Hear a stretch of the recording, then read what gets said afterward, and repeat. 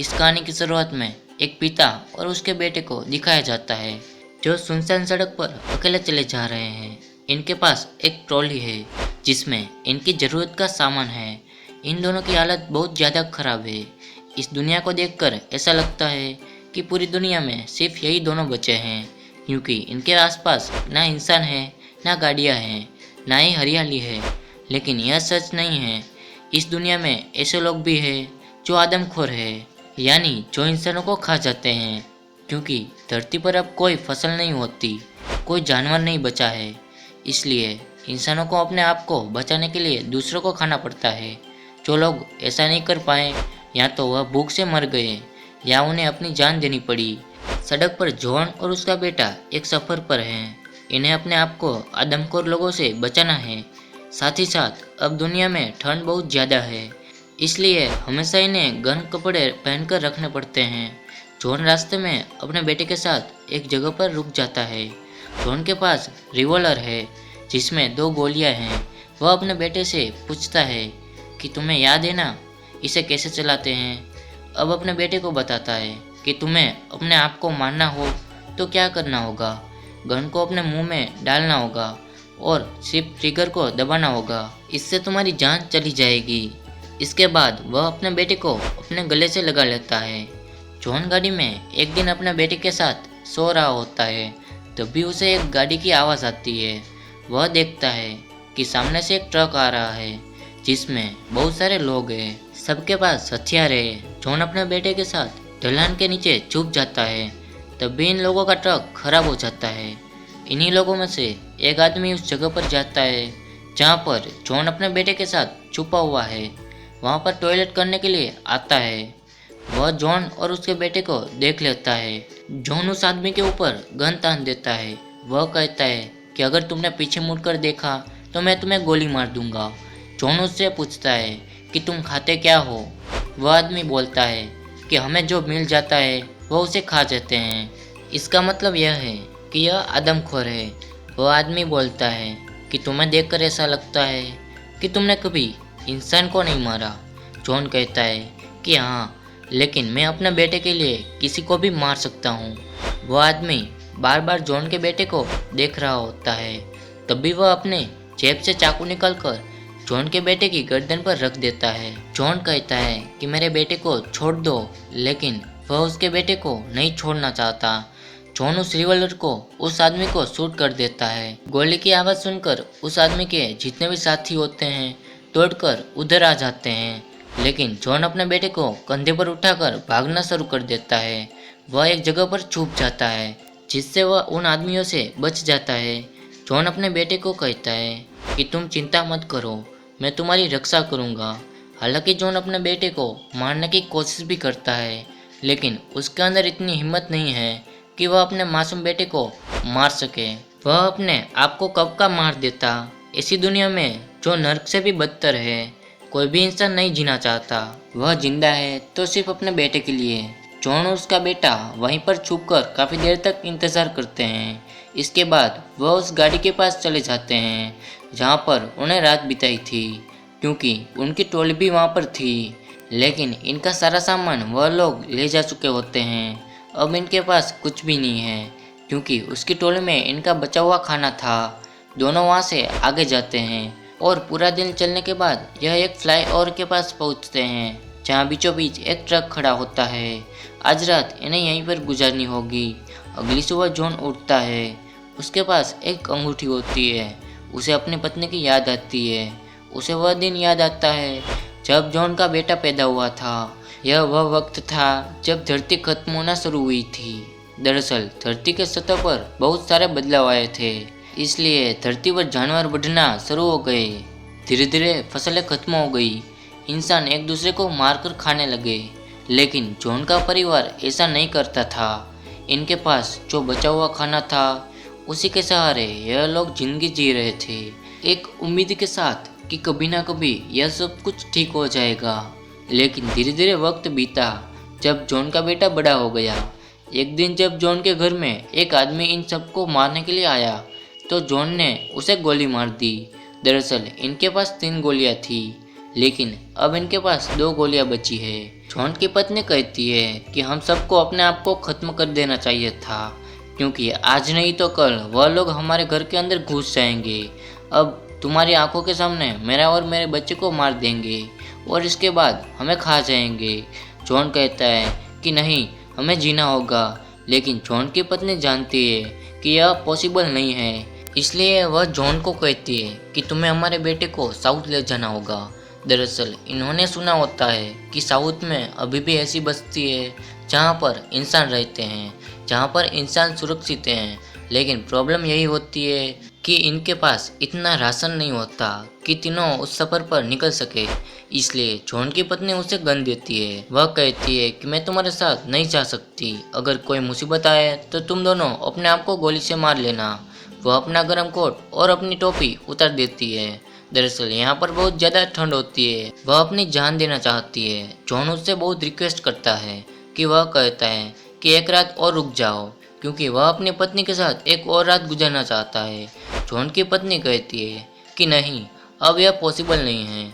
वह जंगल में अंधेरे में ही अपने गर्म कपड़े को घर में छोड़कर निकल जाती है, यानी कि उसने अपनी जान दे दी। जॉन इतना मजबूर था कि वह चाहकर भी अपनी पत्नी की मदद नहीं कर पाया। कहानी वापस प्रोजेक्ट में जाती है। जॉन और उसका बेटा अपना आगे का सफर तय करते हैं। इन्हें किसी भी कीमत पर साउथ तक पहुंचना होगा ताकि वह अपना आसरा ले सके। अब रास्ते में इन्हें एक घर दिखता है। जॉन और उसका बेटा उस घर के अंदर जाते हैं। वहाँ पर खाने के बर्तन पड़े होते हैं। जॉन को किसी भी कीमत पर खाना चाहिए। तभी वह देखता है कि टेबल के नीचे एक तह खाना है। वह समझ जाता है कि यहाँ पर खाना होगा। यह उस तह खाने का दरवाज़ा खोलकर नीचे पहुँच जाता है।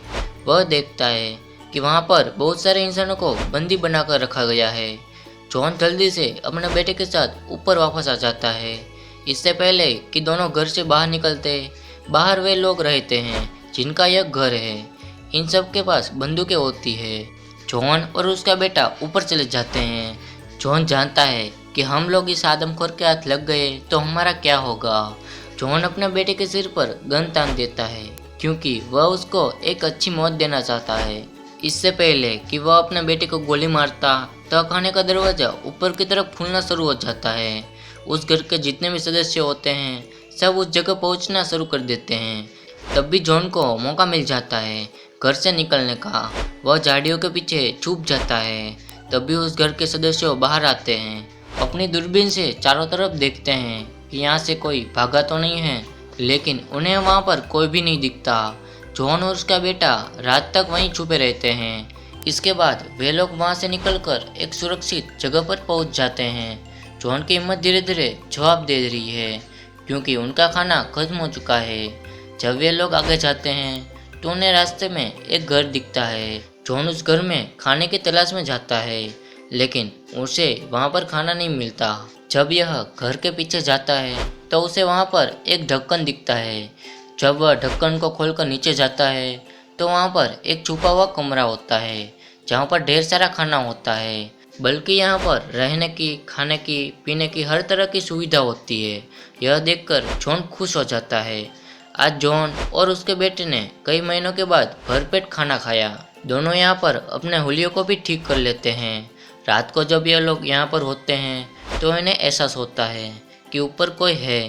जॉन कहता है कि हमें यहाँ से निकलना होगा, यहाँ जगह सुरक्षित नहीं है। अगली सुबह जॉन और उसका बेटा वहाँ से बहुत सारा खाना लेकर आगे निकल पड़ते हैं। जब वे लोग रास्ते में जा रहे होते हैं तो उन्हें एक आदमी दिखता है। इनकी आवाज़ सुनकर वह आदमी पीछे पलटता है। वह आदमी कहता है कि तुम मेरा पीछा क्यों कर रहे हो। जॉन कहता है कि हम आपका पीछा नहीं कर रहे हैं।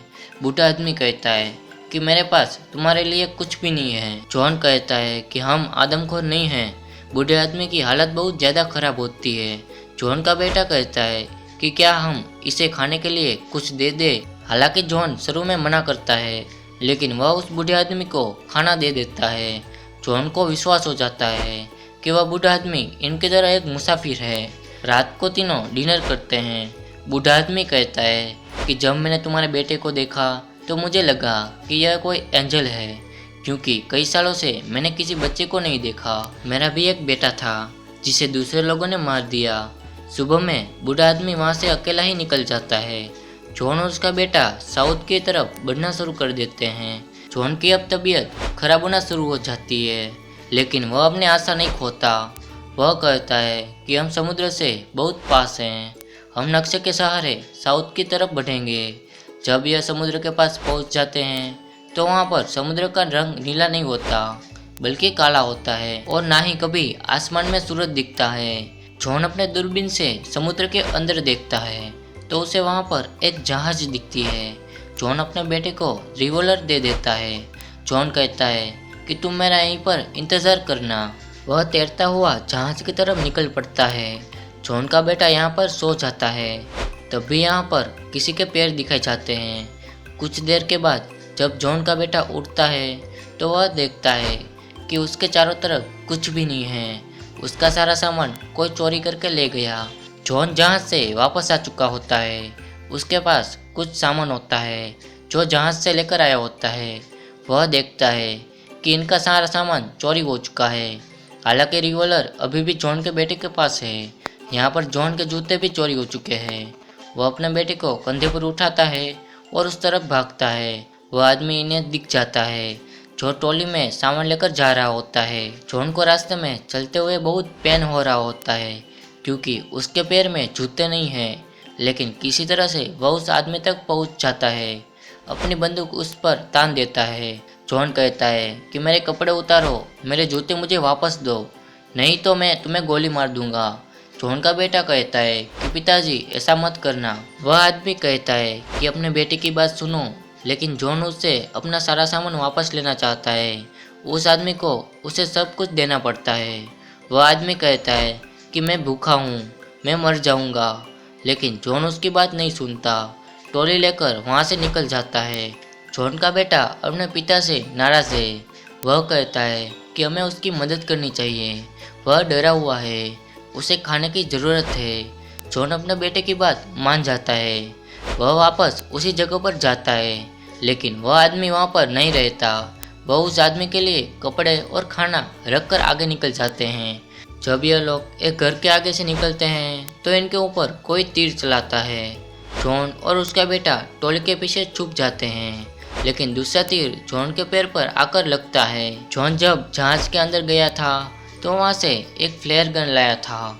वह उस गन से खिड़की के अंदर निशाना लगाता है जहाँ से तीर चल रही थी। उसका निशाना बिल्कुल सही जगह पर लगता है। अब जॉन उस घर के अंदर जाता है। वह देखता है कि जिस फ्लेयर गन से उसने निशाना लगाया था वह आदमी मर चुका है। वहाँ पर एक औरत भी होती है।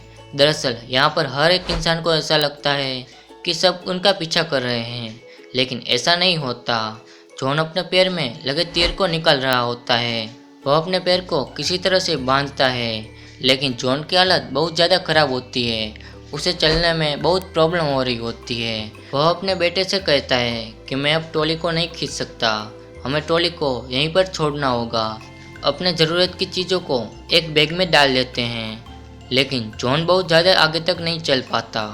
कुछ दूर चलने के बाद वह समुद्र के किनारे एक जगह पर गिर जाता है। अगली सुबह जॉन को दिखाया जाता है। अब उसके अंदर चलने की शक्ति नहीं है। वह अपने बेटे को बोलता है कि तुम्हें आगे का सफ़र खुद तय करना होगा, तुम्हें साउथ की तरफ जाना है। जॉन उसे गन दे देता है जिसके अंदर अभी भी एक गोली बची हुई है। वह कहता है कि इस गम को हमेशा अपने पास रखना,